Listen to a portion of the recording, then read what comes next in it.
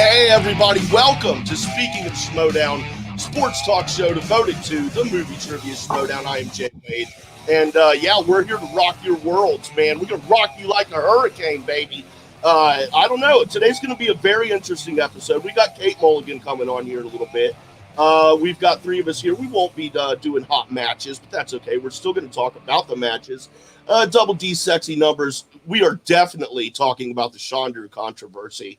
And we are going to have Frenchie's corner for you here on the back half. I think you're going to like that one. You're going to be like, wait, what are you thinking in this one, dude? Why did you pick that? But I've got this one in the bag. I say that every time.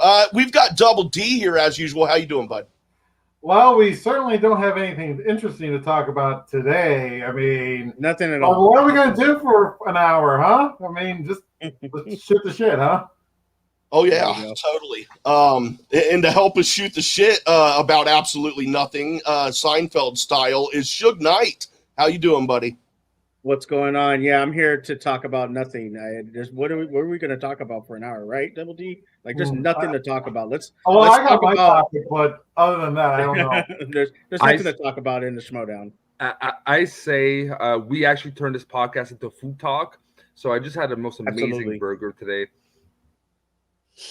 Oh my gosh. And to think I was about to jump into the story of how I was walking on the beach with a girl this one time, and there was a beached whale, and I had lied to this girl and told her that I was a marine biologist, and everyone was looking at me to save the whale. So I jump up on top of this whale, and I'm looking into the eyes of this great beast, and I reach down because I see something is obstructing its blowhole. And wait a minute.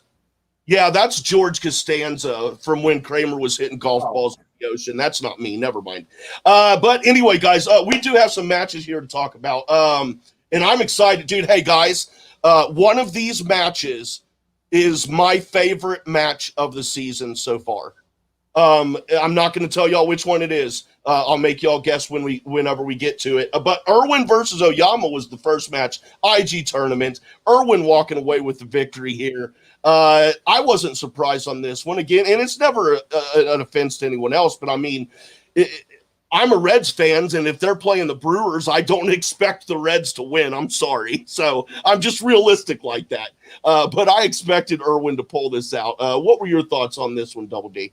Yeah, I did have Irwin pulling this, not only because he's in my fantasy league, but because he's just so knowledgeable. I mean, this guy can do anything but family films. I mean, and Disney films for the most part. But I didn't, because this is his first match in IG, and because it is so specific, I wondered how he was going to do in round one, because that kind of leads into round two. So I was very curious to how he was going to do, but I'm very happy that he pulled the win for this. Yeah. Suge Knight, what are you thinking about this one? Well, unlike you guys, I was very surprised that he pulled it off, because IG is a very niche, league, not league, division. I don't even know, division in the Schmoedown. And Oyama last year when he played Chance looked really good. So I think I had picked Oyama because I was like, oh no, Irwin's gonna be too worried about, because obviously the singles title, he's got a single teams matchup to possibly go win the belt, and for him to TKO Paul Oyama, that was wow. Like, I did not think Oyama would get TKO. Maybe lose by a point or so, a couple points, yeah, but TKO. And Ryan's right, spinning Star Trek, but hey, that's how as the great Ferris Musana said one time, the will giveth and the will taketh, and the will giveth to Irwin, and the will took it for Paul Yama. That X-Men second rounder was very tough on him. He had to go to multiple a lot of times. Those were some tough questions, So it is what it is. If you want to say it saved him, you want to say he got lucky. Personal opinion, no problem. I ain't got a problem with that. But it was a good match for Irwin. And let's be honest, we might say Irwin 3 belts by the end of the year. We might. I know. I feel like it's crazy. It's crazy if that. Could you imagine that spectacular? Irwin's got to defend the singles, defend the teams, and try to win the IG belt? They're like Thanos with how's he gonna do that? How's he gonna do that though? He's gonna be tired. Right. God, I would never want to play Schmoedown again after that day. But we'll see what happens. It's still a big long tournament. It's a long way of ways. But he looked good in his first IG match. I give him a lot of props for that. Yeah, I don't think that will actually happen because even if he does, best case scenario, he does manage to do it. Statistically speaking, whoever has like 2 matches at Spectacular, either they keep one belt or lose the other match, or they lose the belt and they win the other one. So statistically speaking, I don't think that will happen because it's extremely difficult. We saw Mike do that 2 years ago, yeah, and he just kind of fell off at the end after that title match with Founding Fathers. So it's extremely difficult to be a 2-time champion, let alone a 3-time champion. Yeah, no, absolutely right, D. But you know what? Never tell me the odds. Yeah. And dude, something just occurred to me here that Frenchie and I are going to have to talk about how to integrate this into a segment sometime. But is it possible? This could be a Frenchie's corner, perhaps. Is it possible that in the future someone could be a champ in all 4 divisions, like at the same time? Look, okay, if I can jump in here. If the ultimate person, for me, there's no one else better and well suited to be a 3-time champion than Ethan Irwin, and we're having doubts. So now we're putting in 4 divisions. Yeah. It's like, okay, yeah, build an AI. We might. Else than that. Yeah. You're going to need Commander Data for this. Yeah, I agree with Frenchie with that one. I do think, though, Irwin has the best shot to be a 3-belt. Look at Mike Kalinowski was 1 question away from going to New York, and the way Oyama performed in New York, there was a possibility Mike could have won that, and he could have been Mikey 3 belts. Irwin, so Mike, I could say that he's possibly the closest. Irwin, I think, is a little bit ahead of him because he can be, and Irwin has said this before, he never studied, and now he's studying. So now that he's got that study, and look how much more dangerous he is. So it's possible for him to do 3 belts.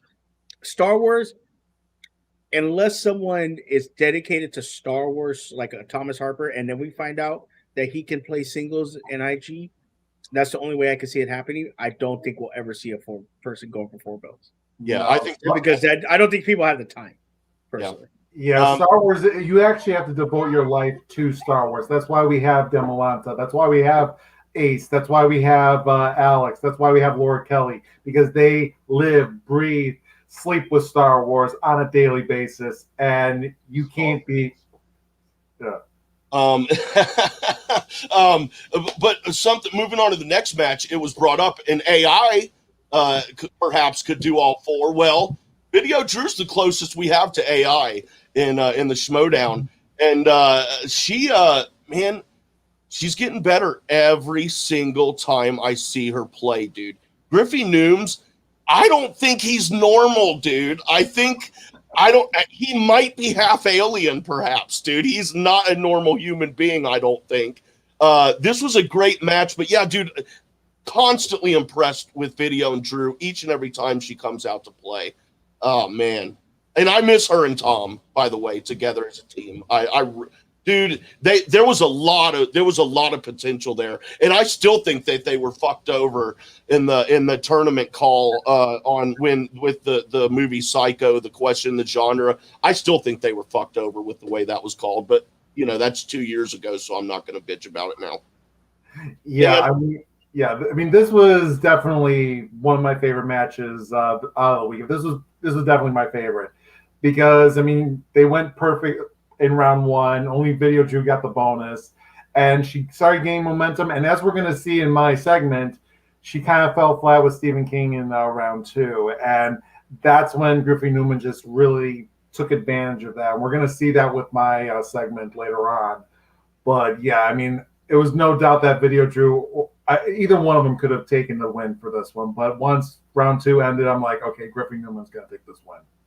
Yeah. It looked like he was going to take it, but look, she still answered her 2, 3, and 5 pointer, And look at you're right, and this is again the great Ferris Mutana. The will giveth and the will taketh. She had a perfect round, went into that second round with so much momentum.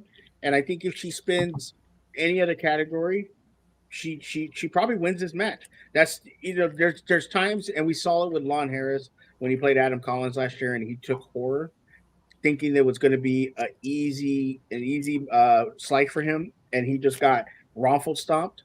And people were like, "I thought you knew horror." It's not that he doesn't know horror. These questions sometimes just get you. Like Leo Logan said, a good marriage. He's never heard of it. There's just times you don't hear of movies. There's just movies you don't hear of, and it gets you. And so you're right, Jay. Video Drew played amazing.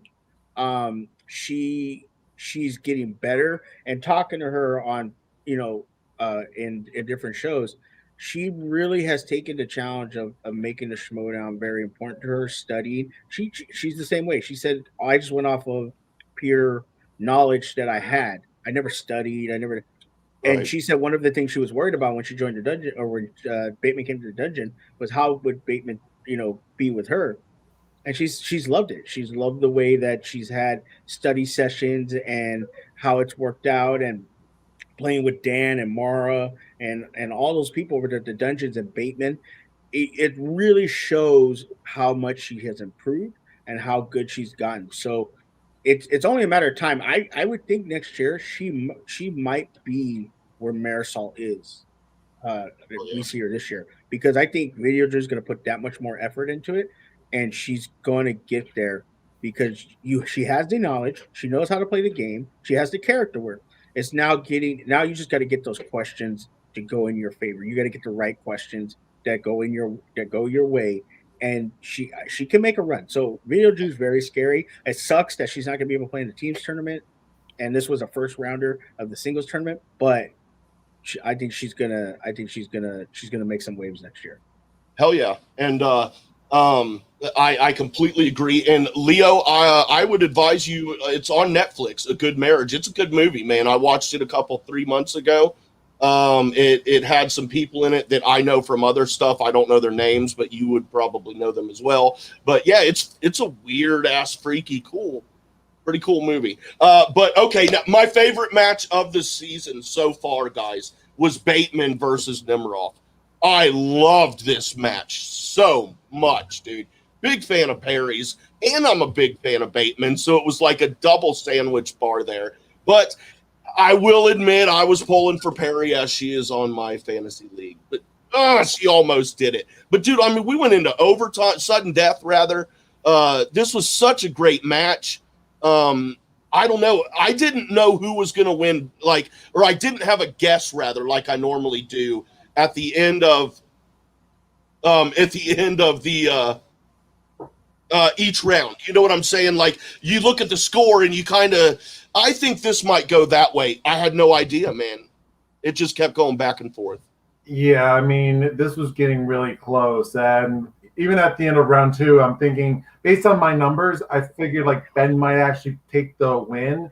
But once they tied, I'm like, okay, this is going to go in overtime. And of course, they did. So, yeah, for sure. I mean, look, Perry, and think about it for Perry. She has so much going on in her life. She's so busy with things that she has to do. And for her to put up that kind of fight, for her to, to take Bateman into overtime, sudden death, really shows a lot. She is a good, solid player. And one of the things about the Schmoedown that's tough is a lot of people they have other jobs, so they can't commit fully to the Schmoedown. And you can obviously see that there's little gaps here or there, which sucks. But any given Schmo day, you can beat somebody, and she almost had Bateman. Could have went her way. I have said, and I've been very critical of Ben Bateman, he doesn't get through this singles tournament, and he doesn't get to the finals of the teams tournament. As great a year as he had, I've had people argue with me, this is a failure to him this year. If he doesn't have a belt, or he at least doesn't get to the finals of each of these tournaments, it's a failure. And that's fair. That's just the facts. Okay, you left the exchange, you went to the dungeon, you formed a super team with Dan Murrow, You have to win. And Bateman can do. Bateman's had a great year numbers wise, and D, you could probably speak to this more than anybody. Numbers wise, he's had a great year. He's put up a bunch of points for the dungeon. But it's about championships for him. It's not about getting wins. It's about getting championship wins. That's where he wants to be. He wants a belt. So if he doesn't get a belt, or at least I will give it to him. If he gets in the finals of the singles tournament and the finals of the teams tournament, and he plays a spectacular but doesn't win a belt, the season's still a success. It's not as bad. But if he doesn't get to spectacular and play for anything, he will say himself, it is a disaster of a year. It wasn't how he wanted it to go. So let's see who he gets next round. There's a lot of rumors out there of who he might be playing next. I'm excited to see this damn bracket. We need Christian Harloff. If you are watching, get this damn bracket out now because I need to see who's playing who. Honestly, I would love to see Paige for Betty go against Ben because of basically she tweeted out she wanted him to play. She wanted to play him. I'm like, I want that. I want that. Yep. And you said two words there that are great segues, Shug. You said facts, which we're going to be talking about here in just a little bit. And you said numbers, which we're going to be talking about right now. And I'm actually going to be joining Dan for Double D's Sexy Numbers today. So let me get my glasses on so I can see what I'm not going to understand, but I will try hard to follow along. Everybody, it is time for... I'm going to talk dirty to you for a second. Math. Double D's Sexy Numbers. What are we looking at today, Dan? Okay, so a couple of weeks ago, I think about a month ago, we looked at the first goal win statistics, and I said that there was going to be a part 2 to this. I'm going to amend that and say that there's going to be a part 3 because we can only get through 2 divisions this week because there's just so much information. So the question today is, how much of a lead do you need to win a match? The first goal wins part 2, so to speak. That's a not to Frenchie right there. So let's just review what defining taking the lead means, just for our new viewers. We look at the end of the round to determine who takes the lead. So if someone takes the lead during the round, that's irrelevant. It's only what happens at the end of the round. If they tie at the end, that's considered a tie and that goes on to the next round. If someone takes the lead at the end of round 1, they took a round 1 lead. So that's what that category is. So lead at the end of round 1, and then they went on to win a match. And we're only looking at 2 categories. The second one is the no-win category, where someone took the lead somewhere in the match, but they ultimately did not win the match. And when I looked into the numbers a little bit, I found that round 1 leads made up about anywhere between 75% and 93% of this no-wins category. So there is a kind of a similar correlation to it. So we're going to be just looking at these 2 categories, round 1 leads and no-win categories. So we're going to do with singles and IG for this week. So in singles, we said that there was a 51% of round 1 leads and 31% is no-win in the no-win category. And I think 80% of that is round 1 leads. So Jake, based on just general knowledge of what you think, how much of a lead would you need in round 1 to kind of determine that win at the end of the match? For me, my limited knowledge, I would say at least 3 points ahead. All right. And do you think it would be lower for the no-win category, or do you think it's a little bit bigger? I think it. That's a tough one, man. I'm going to say I don't know right now. I want to hear more information. Okay. All right. Fair enough. So with the round 1 leads, the average lead for round 1 is 2 points, roughly 2 points, with a standard deviation of 1 point. And basically all that means is that about 70% of the cases in one standard deviation, we're talking anywhere between 1 and 3 point leads. So anywhere between that's generally where you're going to fall with round 1 leads. Interestingly enough, with the no-win categories at the end of round 1, average is pretty much the same. Average lead is about 2 points. Standard deviation is about 1 point. So again, that same similar bracket. But let's see what happens at the end of round 2 in each scenario. With the round 1 statistics, it almost doubles. It doubles even more. And the standard deviation triples. So we're talking anywhere between 8 points to 0 points. That's a big gap. But if we look at the no-win side, it's in the negative with negative half of a point, and the standard deviation is 3 points. So we're literally talking about anywhere between 2 points on the positive side and negative 3 points. So what that means is that the opponent who wasn't leading had caught up. Just like how we saw with Video Drew. She had a bad round 2 and Griffin Newman's caught up. Well, let's see what happens in round 3 for each one, the final round. The average lead for round 1, round 1 lead is about 4 points, and the standard deviation is about 3 points. So again, about 7 points, very, very similar.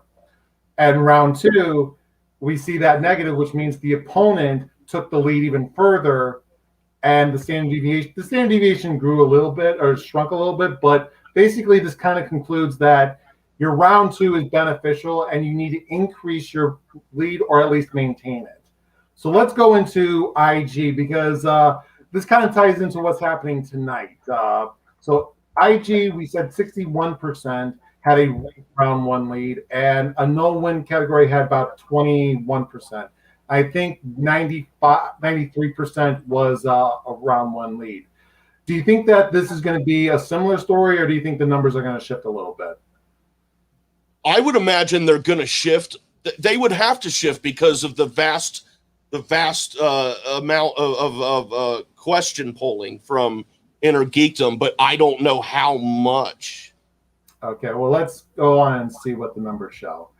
So for round 1 lead statistics, the average lead in round 1 is about 3 points with a standard deviation about under 2 points. So it does increase a little bit, but not by much.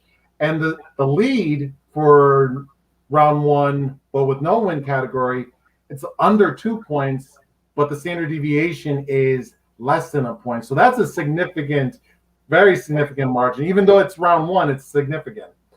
And round 2, again, the lead has increased. The average lead has increased to like 7 points with a standard deviation of 4 points. So basically, we're talking about knockout territory at the end of 1 standard deviation. Wow. Now, with the no-win category, again, very similar story. The opponent has caught up and with the negative, because that's the leader starts out here, but then the opponent catches up. And again, we're talking about like maybe about 3.5 points on either side of positive, negative. And when we go into the final round, with 1 round leads, again, it's a very small dip. 6 points is the average lead with a standard deviation about 5 points. So again, that 11 point is that more high point. But again, for the no-win side, it's pretty much the reverse, where it's negative 2 points. So the opponent has increased their lead and the standard deviation has decreased. So that means that it's a tighter pool. So basically, your round 2 is so beneficial. You got to increase your margin, your increased lead for round 2, or you got to maintain it or at least tie it up, because at that end, it's all she wrote. And we saw this with Ethan Irwin and Paul Oyama this week in IG, where Paul Oyama just had a bad round 2, but Ethan Irwin was able to overtake the lead. So this is where that's the scenario that happened right here. So round 2, basically everyone is saying that round 2 is beneficial. Round 1 doesn't even matter. It matters a little bit, but if you're down just by 2 or 3 points, round 2 is where you really need to bank and capitalize on getting that lead. And we're going to see that later on next week, because Teams and Star Wars has a very similar story, but with slightly different numbers. But we also have Roxy Stryer on the phone. What do you think about my numbers, Roxy? You had the sexiest numbers by far. Yeah, and I believe Frenchie also has a question for you of some sort. Is that correct? It's not a question about this. It's just something I've been realizing. For all those who are watching, 13 people, thank you very much. I give a special shout out to Ryan and Garth, who keeps you coming back and back, so really appreciate it. That being said, we're only 6 likes on 13 viewers. So if you can press that like button, hey, comments, talk more. It does help us, and it makes it more fun for me because sometimes it gets boring behind the cam. All right, so I just want to say that.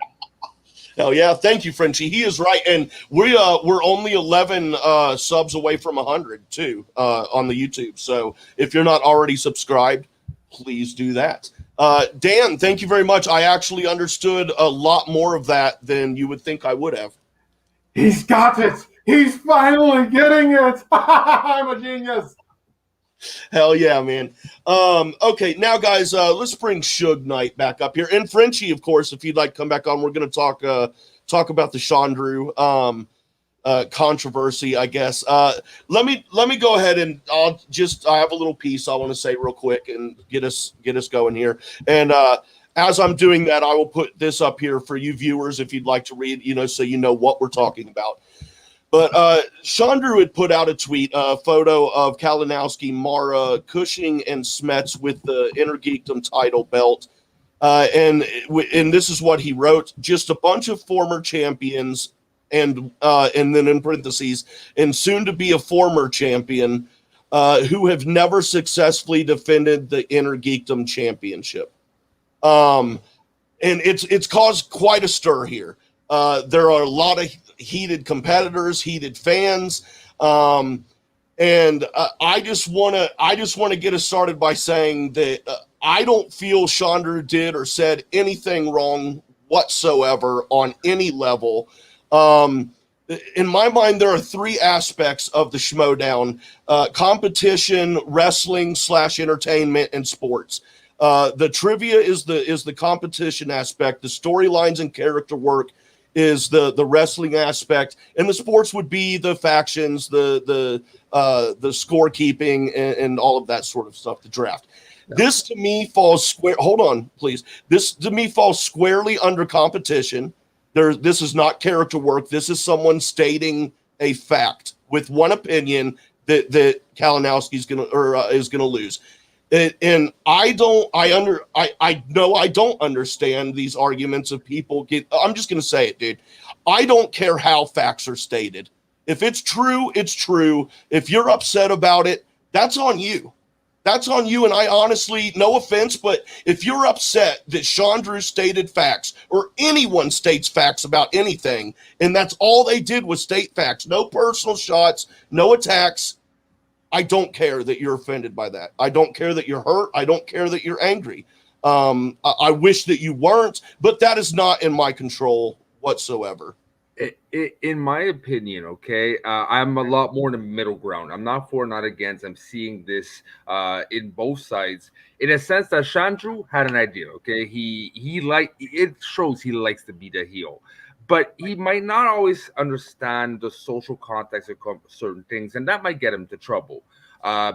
I don't think it was mean-spirited, but there's little quips, right? Like soon to be former champion, and just a bunch. Those little added-ons really get to people sometimes, right? But it's true. But no, it's true. No, the soon to be. Other than the opinion, yeah. But that's like competition. You're taunting. You're floating. I know. Let me finish, Jay Wade. Let me finish. Sorry. What I'm seeing is like I was actually reading more Dan Murrell's response. Dan Murrell went into more of a, here's how it goes, son. I get it. We're like wrestling. You gotta sign off first. This is almost like a public. It's a structure, right? It's almost like a vice president saying, like, I get what you're going for, but don't do that. If ever, you gotta imply the goats into it, right? So there's 2 sides. You have your creative side, and then you have more of your business side. Like, this is public here, and someone responded. I think it should have been handled internally first and not out of social media. And then you wouldn't have that kind of backlash, and he would learn probably. But there's 2 sides to this. If I would have to choose a side, I believe more to Chandru and you as well, because I get it. It was just a character thing. But at the same time, I don't even look at it as character thing. Like, everyone wants to bring up wrestling, and I'm not talking about wrestling. This is a sports show. Me personally, right now, this is a sports show. I don't give a shit about wrestling. I'm talking about the competition aspect, and I don't see this on any level being character work or storyline. I see this as someone stated facts and a little bit of gloating, as like I said, it's like the batter looking at the pitcher and going, dude, throw it over the plate. I'm going to knock that bitch out of the park. You're going to talk smack. You're going to talk shit. And he did it in the most clean and brilliant way one could by doing nothing more than stating facts. And everybody got fucking pissed about it. No, I mean, I wouldn't say that he said it cleanly, because if it was cleanly, then obviously people wouldn't be in an uproar. I mean, cleanly as far as he didn't. There are no personal shots. There is nothing. Okay, true. But the thing is that, I mean, I'm with you, Frenchie, that I'm in the middle of the road, and I do see it on both sides. But I am leaning on the side where maybe he did take it a little too far by roping in Rachel and Kevin, who are not even in the league, and Mara, who's not even making any matches this season for the rest of the season. So it's like, why are you going after these guys? Hey, listen, I agree. He stated facts, but it's just, you should go after Mike, who is the next person that you're facing up against. Why bring in other people into this? Rather, I mean, I know he's saying a fact, but it's like, why go after them? He's talking about the championship title belt. I get it, but he should go after Mike, because that's the person he's going after. He's not going after Mara. He's not going after Rachel. He's not going after Kevin. He's going after Mike.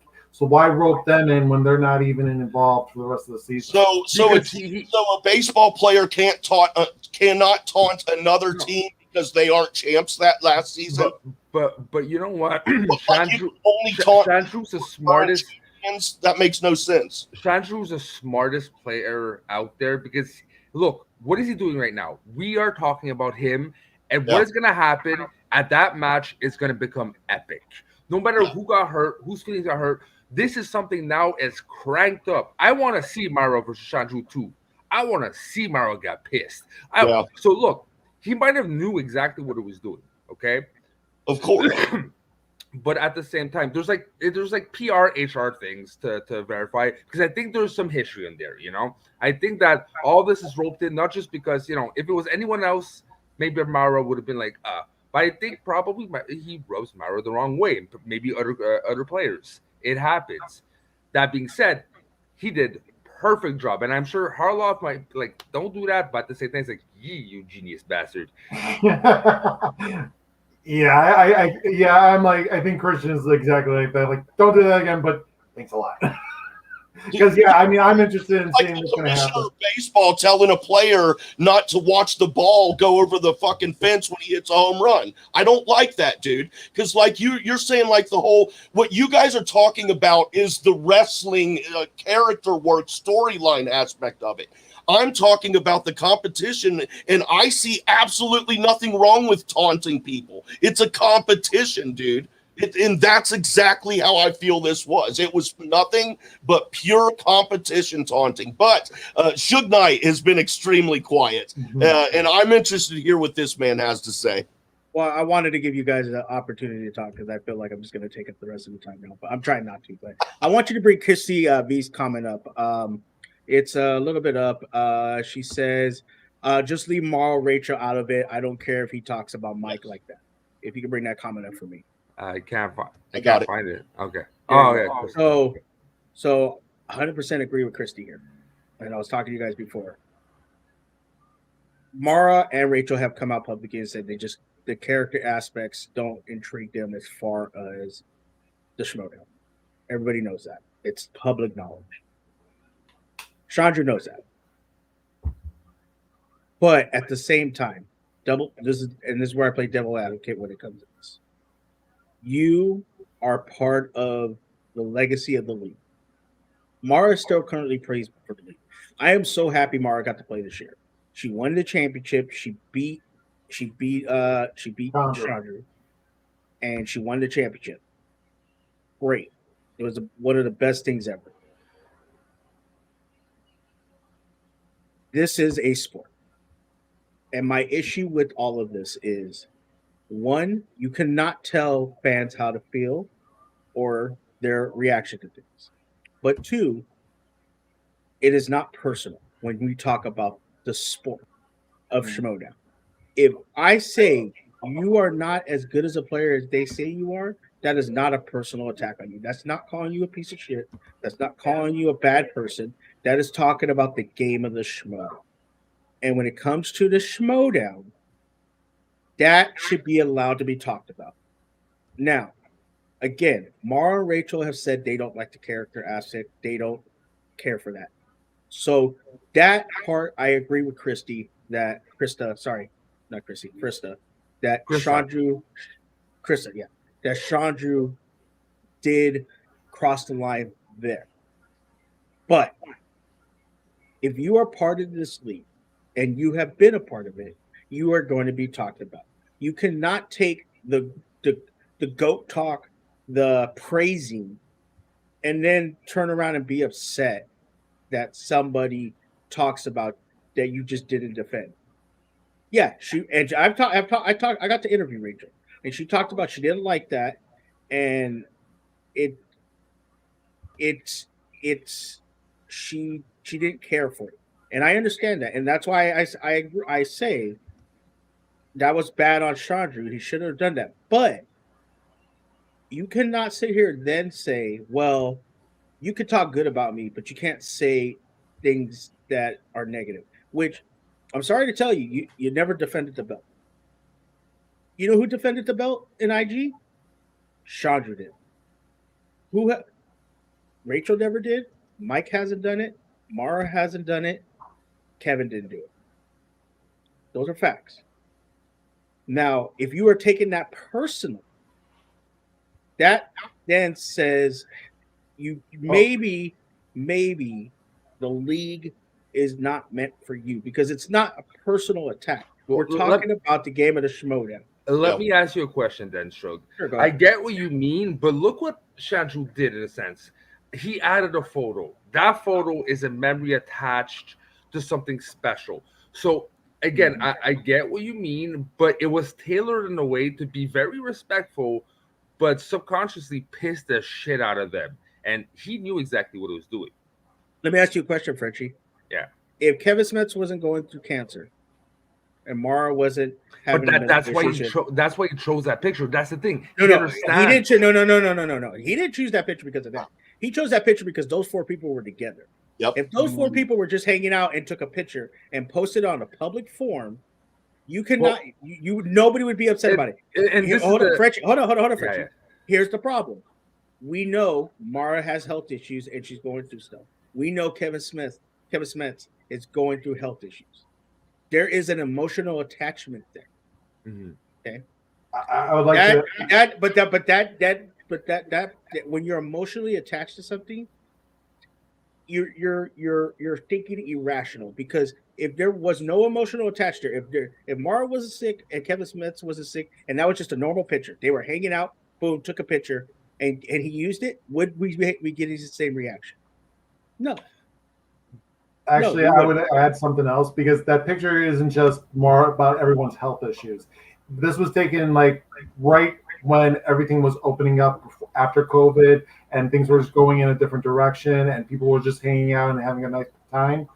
And now Chandru is using that to taunt them with it. It was meant to be a celebration. So, but look, I think this is a classic case. Like Shug said, I just want to reiterate this real quick. And I'm glad, Shug, thank you for coming in so calm, because it's calmed me down. And that's how I wanted to come in, but I've had it all week. Well, I was fired up earlier when we were talking about this. Yeah. There's another part of this that pisses me off, but I'll talk about that later. Go ahead. But like Shug said, the only reason that picture was used because it had all four of them in it and they had the belt. If there was a different picture from a time when they all had the belt and they were all together, that could have very easily been used as well. Yeah, and like Wade said, they had the belt, though. If they just stood there with no belt no connection to the Schmoedown out there other than they all played in it, then we would 100% agree. Maybe Chandra should have used that picture. They are holding the IG Schmoedown belt, the belt that Chandra is going for that he just lost tomorrow. That is involving the Schmoedown. You cannot sit here and say, well, that it has nothing to do with the Schmoedown. No, the belt is in the picture.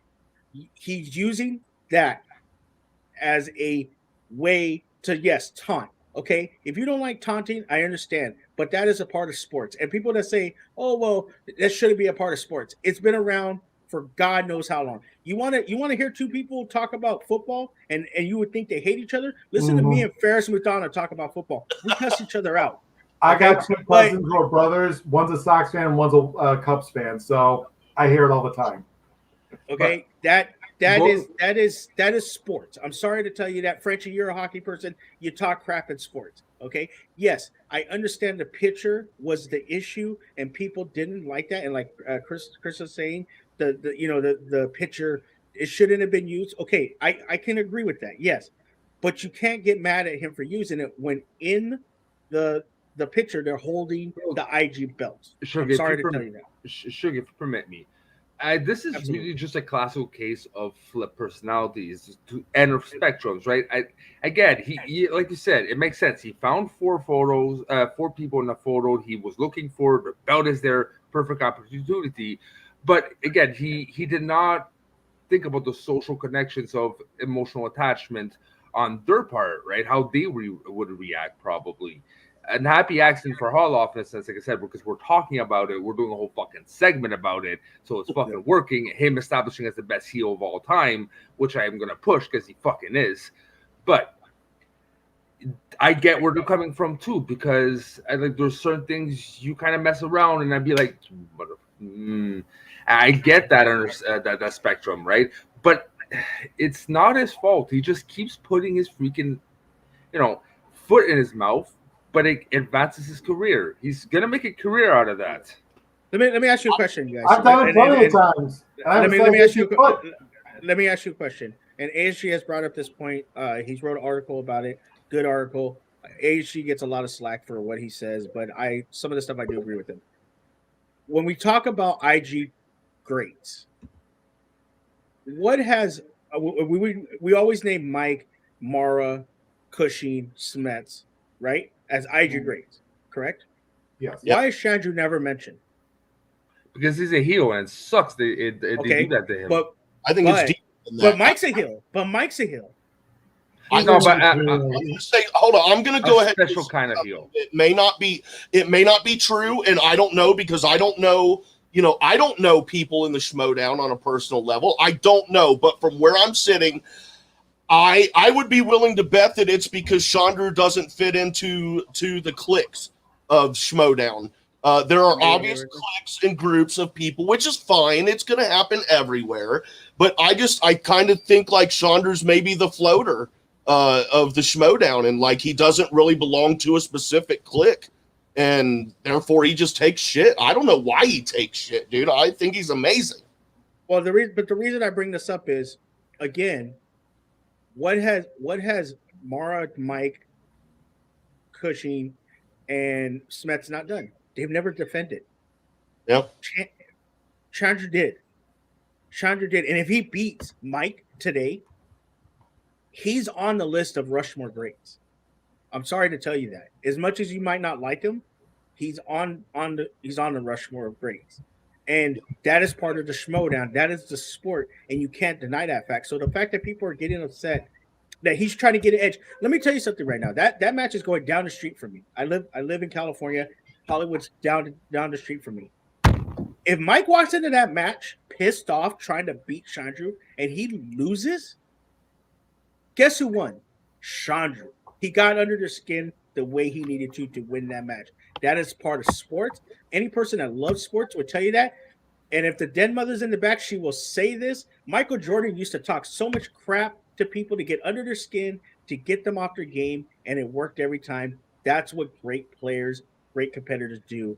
I hate to say it about Michael Jordan because I hate him, but that's what they do, and that's the facts. And for people to be so upset about this, the picture, if you want to say the picture was wrong, okay, We could say that was a little bit over the line.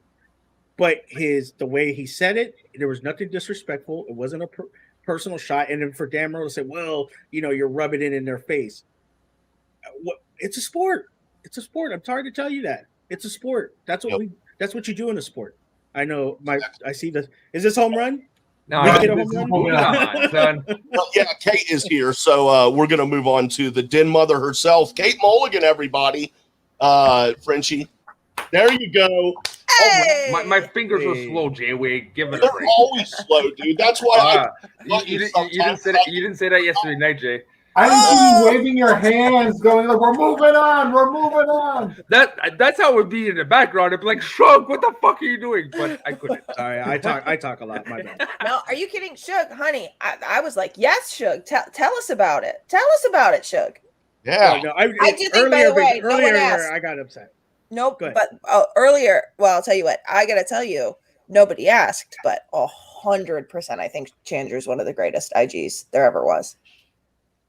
Oh yeah. And I think the truth is that. So wait, what happened? What controversy did I miss? He posted something? Yeah, he posted a picture of Mike, Mara, Rachel, and Kevin holding the IG belt, and he's basically saying, "Oh, look at these former champions, soon to be champion, and I'm gonna take it out." That's basically what he said. Oh, that feels like par for the course, no? Yeah, but I mean. Yeah, but Dan then added more, and then Dan started adding more, and it just snowballed. The bottom line is Chandru stated facts, nothing more, nothing less, and people got pissed because. But we have to keep in consideration there's emotional attachment on the other side. It's again both spectrums of the Schmoedown and the way they react and the way they think and promote and stuff like that, right? And they got emotional because of dude. What would baseball or football or basketball be like if they're not? Well, and now you got football. Kumbaya, my lord. Kumbaya. Now, football for real. They're implementing they're putting in a new thing. I heard where if you taunt twice in the same game, you're kicked out of the game. What the hell's going on here? I don't understand. Yeah. But anyway, we're not here to talk about that. We're here to talk about. Do you want to talk about Thomas Harper and the belt he's about to snatch? Yes, actually. Yeah. I am my heart. I got them once on my team. How much do we just be honest? Is Thomas Harper not the best thing that happened to this league this year? Yes. Yeah. Yes. Yeah. Hello. And he felt special from the get-go. We had multiple conversations and something different about the guy, and man, were we right. And you had the eye for it too. You got him, and good on you. Well, thank you. I mean, I have nothing to do with the fact that he's an incredible human, but I just mean in general, like his personality, his presence. I see Peggy's here too. That's another great thing that happened to the Schmoedown this year. Yeah. Oh, hey, da Bears, da Bears, baby. We are going to obviously talk a little bit about Harper going after that belt, but first things first. You did a one-on-one with me that dropped a couple weeks ago. A new show I started called From Birth to Schmoedown. And the first question was, where were you born? And then we ended with your current Schmoedown career. Yes. The last question was, how do you think you're gonna die? And I was like, Jay, this is weird. I don't know. I'm still waiting for the answer. But thank you for that. And so everyone, if you want to catch that, you can catch that on this channel. And last week, Robert Parker's episode dropped. And to this Monday in 2 days, Rachel Silvestrini's dropped. Yes. That was a lot of fun too. Yeah, They've all been fun. She's a joy. She's a joy. So thank you for that, and let everyone know that Rachel will be dropping Monday. But I do want to ask you, okay, Saul's match, that was a rough match, It is what it is. But what I'm more interested in is we got a little bit of like some promo stuff before the match, and we saw like behind the scenes of Saul walking in with you and the steam and everything. Yes. I'm more interested in what it was like with you and Saul and working with him in his first studio being with all the theatrics and everything. God, it is just so fun. But I'll tell you, there is something, and and this is, I'm not making excuses for Saul. Saul wouldn't be, but there is definitely something that and it's like, it was like a real learning curve for me, because I mean, at the beginning of 2020, I did a few studio matches, but like they were sort of run like, this was a new sort of experience. We were called at 11, and the match didn't happen. It was very late for assortment of reasons, not shading anybody, but so we sat for about 3 hours. I don't think we started filming that until like 2 something. So, and so we shot some of the promo stuff and whatever early, but it is very different to prep for a match in your space and then show up to a computer when you need to be there and then do the thing. And I forget that there is like, you just get depleted. Like we take it a couple takes to, we got to go out there. We're okay, now we got to break for lunch, and so it is so fun. It's so exciting. It's thrilling. Saul and I mean, it was so great to have him in person. I mean, I've met Saul before. Saul and I have been in person multiple times before, but it's magical, but it's also totally exhausting. And I feel like I need to do a better job of I should have like preserved Saul a little bit more. I should have been like, yeah, you're not looking at note cards right now. We have 2 more hours. Like, like you need to, or like no more pacing, no more, I think that because I honestly, by the time we shot, I was like, my brain feels foggy. So it's so cool. And it's like amazing to have this incredible production team that's like, we're going to do steam, and here's the shot, and here's your mark, and you're going to do that. It's incredible to be doing it again. But I need to remember the other end of that, which is like, conserve energy. And I did a bad job of that for both Saul and myself on that day. He looked, I can't figure out if he looked nervous and for the match, or if he looked terrified of the situation of being in front of a live setting, like maybe something new for him. But whatever it was, he looked like he was out of his element, like the look in his eyes and on his face at a few points. I was like, this does not look like the Saul that I've seen before. I got to tell you, I feel like he like really comes alive in that sort of environment. But what I will say is that like during the match, I think, like something shifted. I think it was, we weren't taking our time, and it was just, I think also, think about the matches Saul has had this year so far. This was a very different first round than what Saul's so I think it at some point you sort of it felt like it derailed at some point a little bit, and I think it's hard to get it back if it feels too far gone, like if the train's gotten away. But I feel like I don't feel like he was nervous or scared or anything. I think like that is the element that he thrives in. But as I said, we had been held for a while that day. Not being shady, not like, that's just production, man. That's just actually like, if you want something that looks as good as Collision looked, you need to have you need to have like a lot of cooks in the kitchen trying to make it work. But yeah, I think you're going to see Saul in we've got some things ironed out for another live event for him someday soon, hopefully. So that's not the last you're going to see of our guy. Yeah, and real quick apology to Saul. I did not mean I wasn't trying to insult you, buddy. Like, scared. No, of course not. No. Yeah, you were, Jay. Yeah, you were, Jay. Yeah, you were. Jay, you were absolutely trying to insult him. Come out here and just start rallying at you. Yeah. Look at. I have said it. I have said it a million times. You don't know what's going on with players behind the scenes, and if you think about it, let's be honest. Saul is a ball of energy. If you talk to him, he's a ball of energy. So imagine that ball of energy showing up ready to play, and then nope, you got to sit. It's just a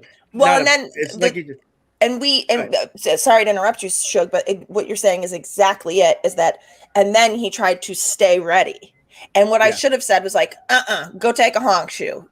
We're sitting down. Like he basically kept himself, he didn't do that, but I'm saying like he kept himself, he was like, I'm going to stay ready. And the truth is what we should have done is like, we're going to take a little bit of a breather here. We're going to find you a spot. You're going to sit down, you're going to lay down, whatever it is. Like, because I think, you don't want to lose the momentum you come into the match with. But then I think it ended up, we got deflated anyway. And you got him a blue chew. If you permit, because I've lost a part of the conversation. Oh, so yeah? I know, because my water and cigarettes are here. Yeah. Yes, water and cigarettes. But one thing I'm curious, because a lot of people, including me, to be honest, at first when we heard you signed him, I was like, Saul, really? Yeah. Okay, I can get it, but one match, but boy, like, you were right? So this is a good signing that I think should continue for far on. He settled himself in IG, but at the same time, you can see he's very public and very vocal about his defeats and the things he has to work on, right? Is that something you want to work for him to work on, not to be less public? Because that could be used against him in the future. You know what? I think that the truth about Saul is, like, what I love about him is what he comes with, what he is. I'm not gonna. I mean, I don't think I could make him a better character. I don't think I could. He out interviews me at, like, I'm telling you, you cut to me in a match and they're like, hey, how did you feel about that match? And I'm like, well, exactly. And, like, he's just like, you all, this is a circus and I'm the ringleader and you're a bunch of like, I mean, he just is like, so I would not change a single thing about the way he presents himself, because I think if you're like, okay, well, let's do a little bit less of, like, let's not talk about our defeat. I don't care. I love that about him. I love that this is a guy that's like, man, I'm owning this. Here's the deal. And anybody wants to use that against him, like, that's fine. But, like, the truth is, Saul's not going to let Saul slip up like that ever again. So people can try and be like, well, I'm going to use this to my advantage. But I'm like, well, good luck with that. Because this man is the best thing that could have happened to us, with the exception of I really wanted Ben Goddard in the IG tournament. But the best thing that could have happened to us is that he lost that collision match, because he's gonna come murder everybody now. Like, literally, number one spot in the fantasy league. Really close. I'm getting closer. Literally, he called me yesterday, and I have to get a van ready because we're gonna be picking up bodies this week. I'm picking up. It's starting with Hannah, and then I'm picking up whoever after that. So I know. Sorry, Double D. Go ahead. So. Fucking bastard. I texted you like days ago and you never responded. And I texted you 2 more days ago, never responded, and you're calling Suge. But he and Suge, I gotta tell you, if Saul and I hadn't, we were recovering the weekend of Collision, so we couldn't go out, but Saul was gonna go hang out with Suge. Hell yeah. Oh yeah. Anyway, I want to move. Sorry, Saul, but I want to move away from you for a bit. I want to actually talk about the Jader and Paige for Betty match. Yes. Yeah, so you made an interesting challenge about the what was it? The you don't mess with the Zohan. You don't mess with the Zohan. Yeah. Yeah, and I thought that was a fair challenge. That was great. And we saw Sam make a very weak counter argument. So my question is, how much of that counter argument sways with the ruling of how the challenge is ruled? I feel like, this is what I'll say. I think Sam, I don't know, I can't remember if it ended up making it or not, but Sam and I say the same thing. Whatever our player wants is what we do. So Sam will sometimes sit in the position I was at, and somebody will challenge. You just try to win the challenge, like and you try to make your best case for it. So I feel like in that case, I do think, the way, I don't know, I feel like I don't think Sam did himself any favors by trying to cite other examples. Like, I think that really truly could have gone either way, but I do think that, and then I think that I could point out, I'm like, well, we're badgering the witness here, aren't we? Or whatever it was that I said, because, like, challenges are annoying in general. Like, I don't think anybody ever wants to, like, it's just like, I don't think Christian's ever like, oh, good, someone's challenging, fantastic. Like, I'm sure Mark's like, I think the best challenge I've ever seen was Adam Witt this year challenging the way Ellis had read the thing. I was like, good for Adam Witt. Good for that was a genius challenge. And I think they ruled that the correct way too. So I want to play a little devil's advocate, because if I was in Sam's position, I would have said, you know, there's no other film in Adam Sandler's filmography that's don't mess with the Zohan. She clearly knew what the movie was. I know, Jay, you're hating this, but benefit of the doubt rule says you give it to her. So now Sam did not say that. I know it's like for you, Jay. But had he said that, do you think it would have leaned in his favor more than yours? It might have. I do think that like the attitude is everything, and I think like I don't know. Thomas Harper is a lawyer. I mean, I'm sure he could say the way you would approach the bench.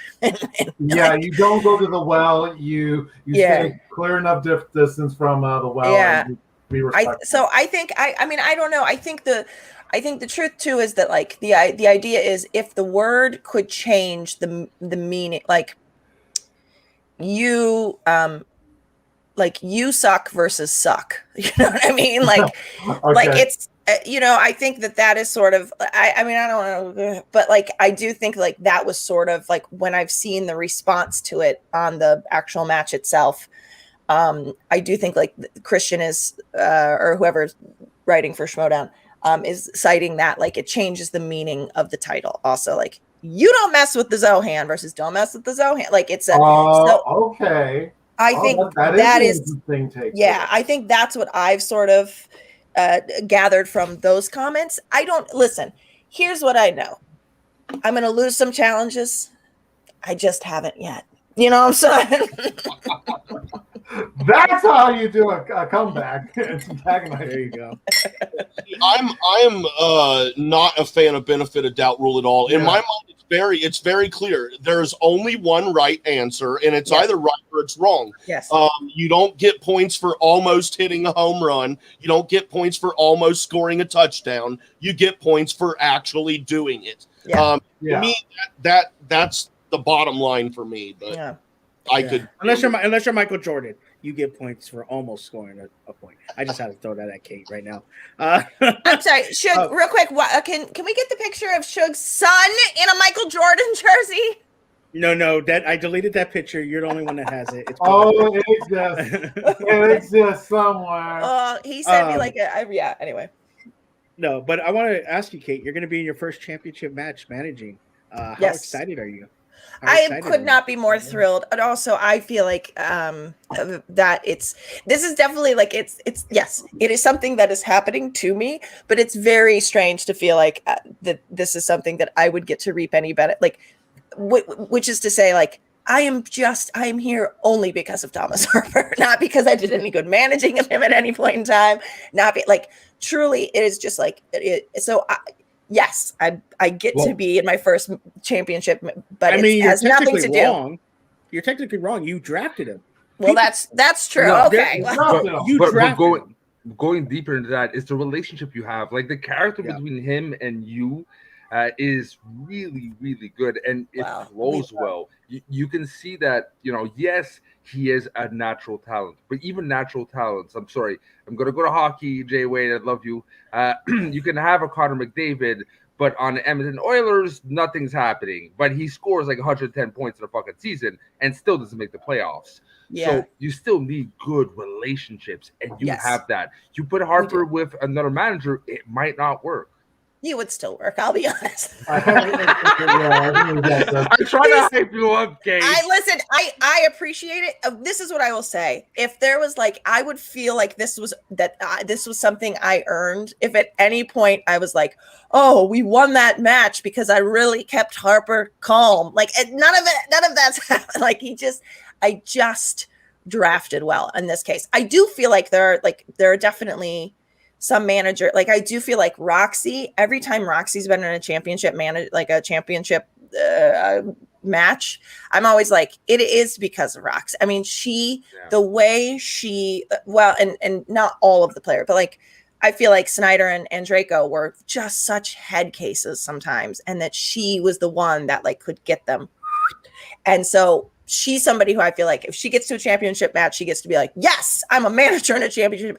I feel like I'm like, yes, isn't my guy Harper awesome? Good for him. Like, because the work ethic on him, the amount that he cares about Schmoedown, he's an alien. That's all. He's not an alien. He's not an illegal alien. I just mean he's of another planet. He's from outer space. That's legal. That's legal.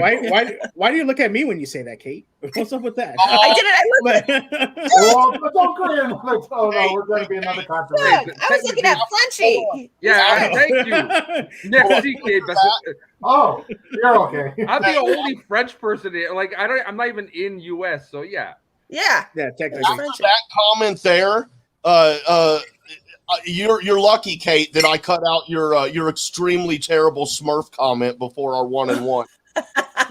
There was a part of me that wanted to leave that in just for shits and giggles, but I was like, nah, we'll just save that. Kate's gonna get canceled. You can't get canceled. Nobody can cancel Kate. Believe me, you know who can cancel Kate is Kate herself can get her canceled. I'll tell you what, I have tried multiple times without meaning to, but.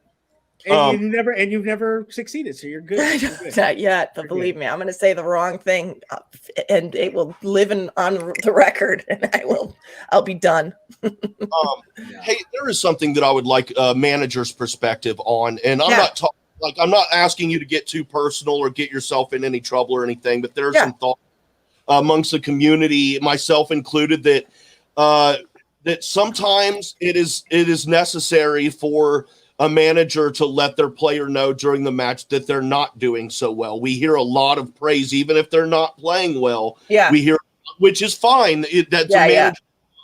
But I mean, in your opinion, as a manager, is there ever a time where it is necessary on camera in the middle of a match to say, "Look, dude, you're not doing well. We got to pull it together here." Yeah. I think, yes, 100%. I think every player is different. I do think there was a moment with Peggy, and I hope she's still here, but there was a moment where I knew Peggy, it was her first match, and I knew she was better than what she was doing. And I think I felt like she maybe just needed a little reset. I don't know that I would think that about everybody. I don't think I told her she was not playing well, but I was like, I think I said something like, go scream it off, do it. Like, it's, because the truth is you cannot go back and undo whatever mistakes you made. So you have to be able to say like, okay, round 1's done. Like, let's dig in here, shake it off, knock it off, whatever it is that you need to do. But like, I guess I wouldn't, if you're asking specifically of like a manager being like, how did you not know that? Like, there's never a place for that. Yeah, well, not necessarily, but more in a, like, dude, you're not, you're not pitching very well, man. You got to get those over the plate, rather than like an approach of, dude, you got this, man. You've been doing good. Just a little few. That's which is fine and understandable. But there are some matches. Well, let's be honest. There are some matches where some of the players' performances are on such a level where I'm personally wondering, why isn't the manager like being a little more honest with them right now in this situation? Yeah. I think, of course, not degrading them or tearing them down. No. I think I did not go back to watch Collision. Could you hear what I was saying to Saul or no? No. You couldn't. Okay. Yeah. No. I do think Saul was somebody at some point. I was like, I do think I had to say like, he said, I knew that one about Picard. He's like, I can't believe and I was like, it's done. It's over. It's done. Yeah. Okay. You knew it. It doesn't matter. Like, and I think a lot of times people are like, I think there's like a moment where you're like, oh, that's so embarrassing because I knew that one. And we don't need the explanation at this point. You just like that part's over. Let's keep moving.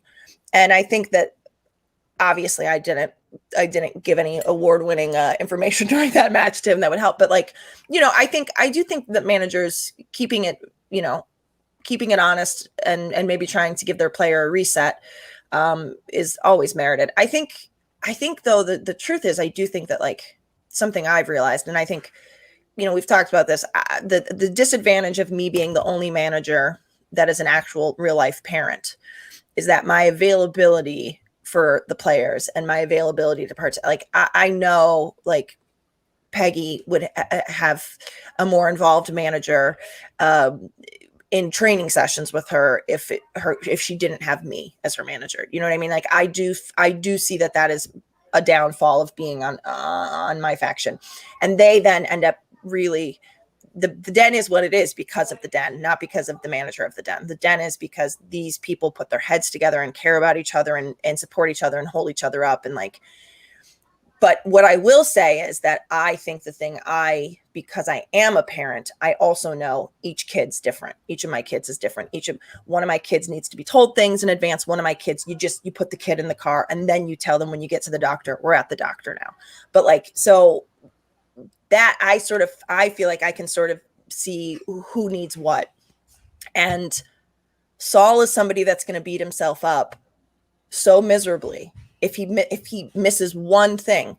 I don't actually have to do that for Saul. Do you know what I mean? I don't actually have to say like, hey, knock it off, dude. Like he's already going to take that on. So like Saul's somebody who I do need to like keep it positive, because like if he's feeling negative and then I add that in, then we both just go down. So Saul's somebody that like I would probably be like, hey, it's done. Let's do that. Like, we got another round ahead of us. You know, I guess I can't think of an example of, but like I feel like Jader's somebody that like you could be like, hey, we got this still, you know. And I think he's like, yeah. Like he's so motivated. He's such a so I think it's everybody's different, and that's the one thing I can say is that I can give is that I can sort of see, and like then you've got somebody like Harper or Peggy, like they're just like so easy breathing. Like they need very little. So I'm over talking the point, but yes. No, it's good insight. I love it. Frenchie brought up would you like to stick around and do Frenchie's corner with he and I? We're gonna talk about. Sure. We're going to do a little debate session here, he and I, if you'd like to sit down with us. And sure. I would be honored for you to decide who the winner is. Oh, absolutely. All sure right. thing. Yes, we are going to get onto that. We're going to drop Double D and Suge Knight, and then after Frenchie's Corner, we will bring them back on and let them give their 2 cents on what we've talked about here. Frenchie, go ahead and take it away, buddy. What are we doing today? Merci, what I mean at all. Yes, Frenchie's Corner is pretty simple. Oh, if I would know how to click properly, it would be even better. All right. So, who is top babyface so far?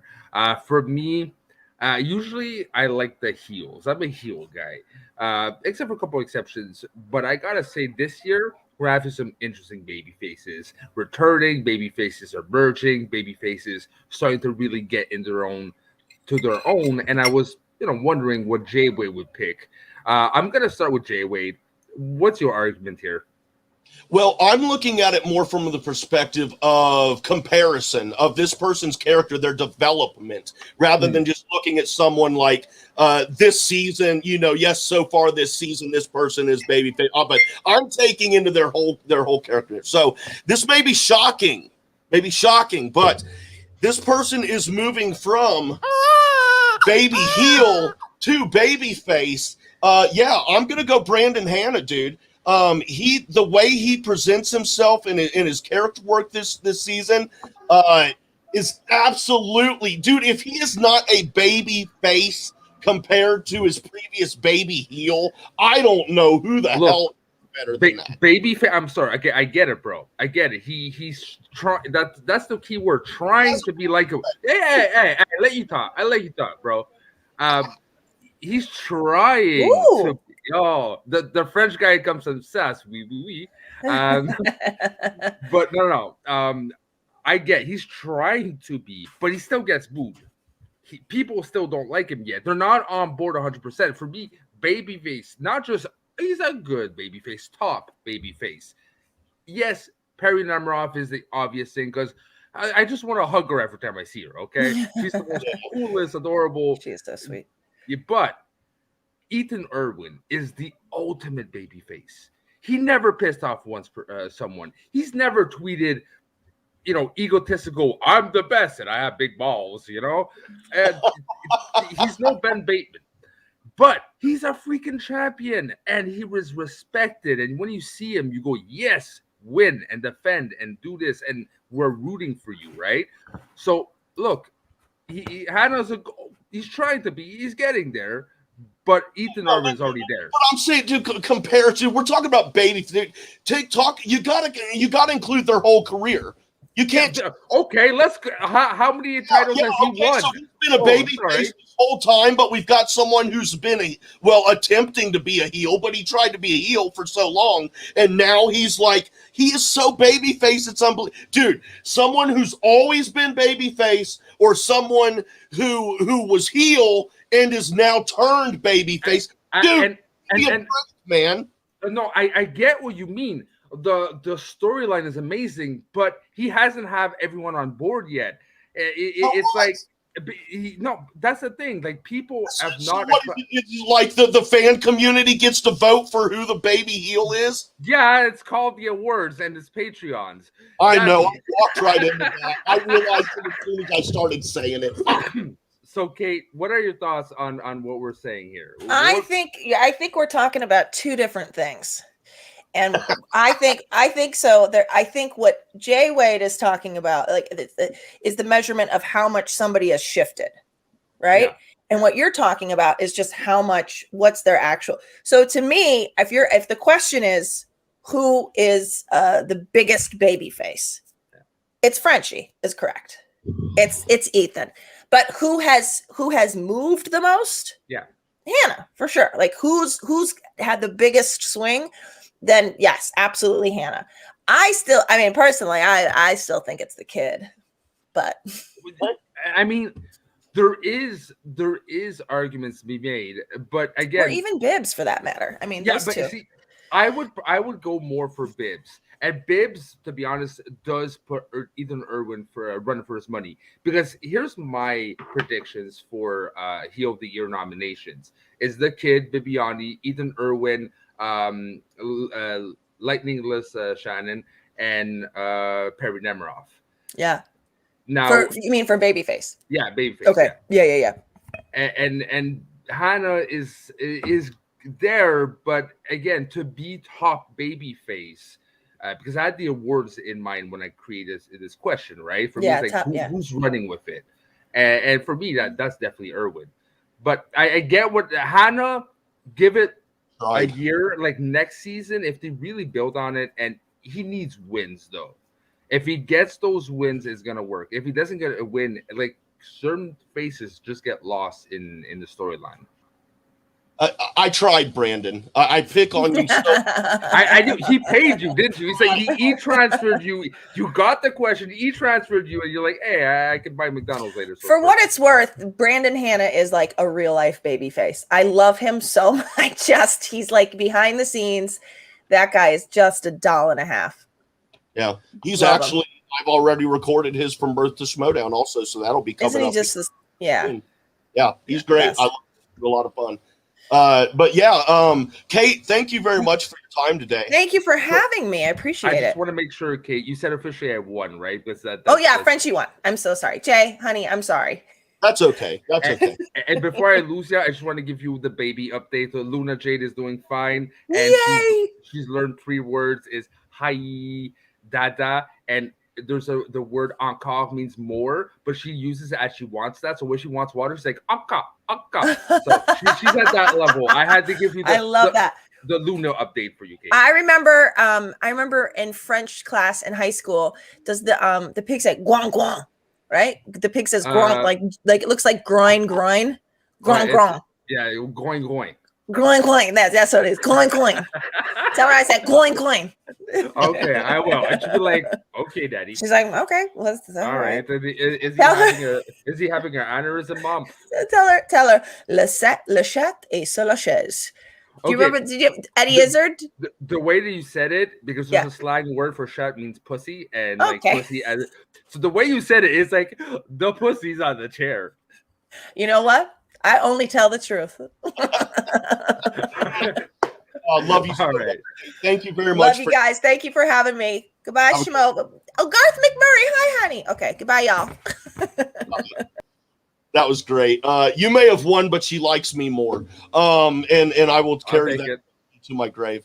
Suge Knight and Double D, we're going to bring you guys up here, let you give your 2 cents on Frenchie's Corner as to who won, and maybe even throw out who you think the heel of the year is. Take it away, guys. So I agree with Frenchie, but I'm going to say who the person I like the most this year, and it's Paige for Betty. I mean, I know she's not going to win the award, but that's the one I like the most as the babyface. I see her as a tweener more than a babyface. Right. She can be heelish. You piss her off, man, she can be Yeah. heelish, she gets. But I like her pissed the off most. easily. That's what I'm picking. Yeah, and all of you are wrong. Just simply all wrong. Obviously. First off, Jay, if you want to talk about moving the needle from heel to face, I have to agree with I forgot who said it, but Demolanto. People hated Demolanto last year. Hated him. He's beloved this year. But the babyface is the man that puts on his Twitter about doing a blood drive. He's a man that talks about his kids. He's a lawyer. He's in the freaking armed forces. That is Mr. Thomas Harper. How do you not say he's not a babyface? The man doesn't have a bad bone in his body. He's All he does too intimidating to be a babyface. but he's intimidating. But he's not a villain. He's not a villain. I still say he's more of a tweener. Like, look, tweener going more on babyface. There's a spectrum. I don't even see. Right? I don't see the tweener. Where do you see the that video promo he did where his voice was lower dropped? That was not a babyface. No, I agree. Look, he's not heel. That's for sure. He's not. Yeah. There's spectrums of heel and there's spectrums of babyface. Is he in the middle? No. But is he more right side? Yes. But he's not. For me, top babyface is the babyface. The babyface is the more of the rights, the more of the extreme babyface spectrum, not in the closer to the middle. Well, ASG, you're absolutely wrong. So I'm not worried about you. He is absolutely a face. There's no heel in him. So ASG, get out of here with that nonsense, rat bastard. No, ASG, make sure you guys check out his stuff, dude.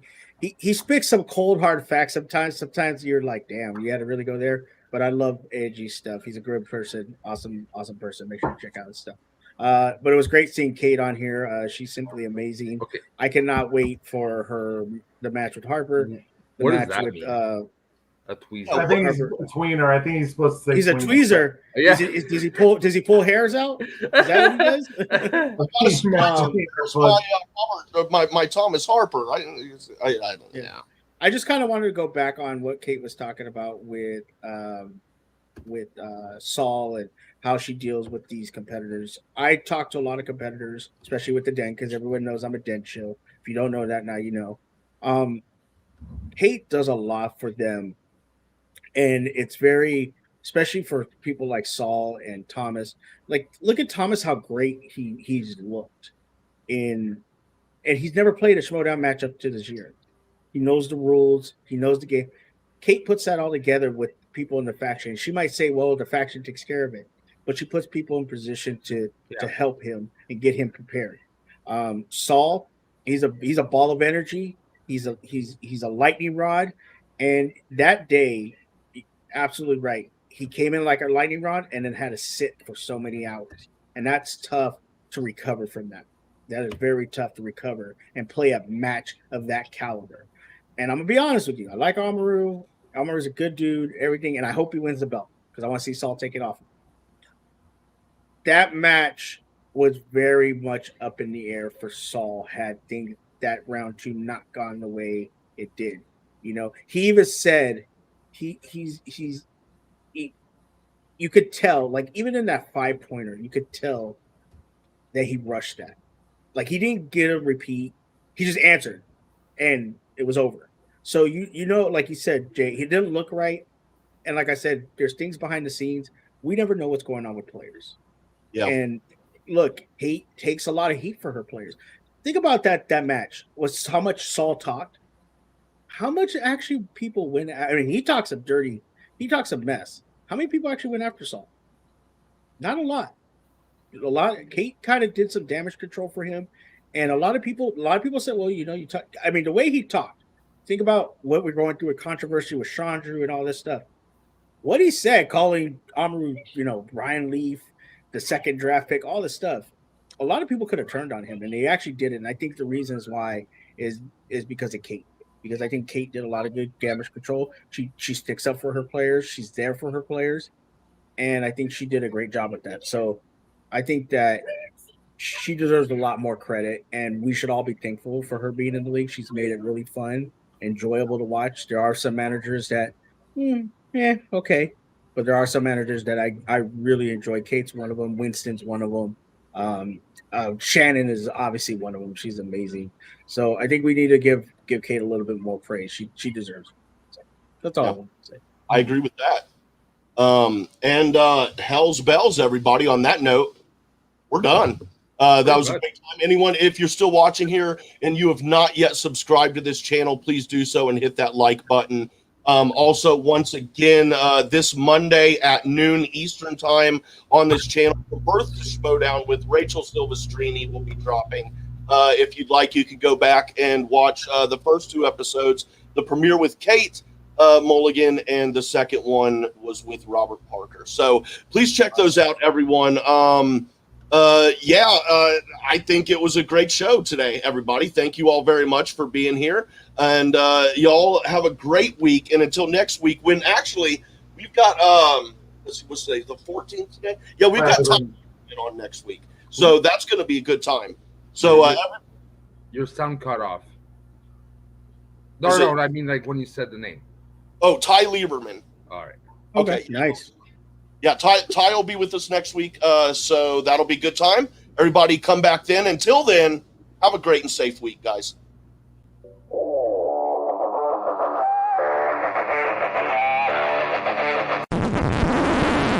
You want to hear something funny? The mic wasn't on that whole time. No way. Yeah, for real. Oh, wow. So smooth.